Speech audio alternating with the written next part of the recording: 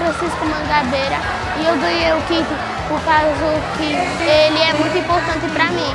Tipo, para os cadernos, para a farda, para eu usar para não gastar muita roupa e também as outras coisas, porque é muito importante ganhar os livros escolares. Essa entrega desses kits vai melhorar bastante, né? Porque graças a Deus que tem a concessão para dar as fardas. E em outra localidade não tem, é comprada. Vai vir caderno, uma calça, uma camisa, que é a farda. Vai vir os kits que vem 3 cadernos, lápis de cor, lapiseira. Vai vir também os sapatos e esses tablets que ela vai entregar. O que acontece?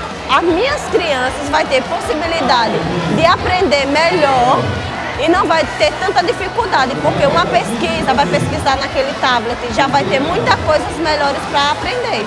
Agradecemos a ela, portanto, ela de ter feito isso, de entregando esses kits para a gente, porque a gente, mãe de família, agradece muito. Obrigada, prefeita Conceição Tavares, pelo tablet, o uniforme, o material escolar.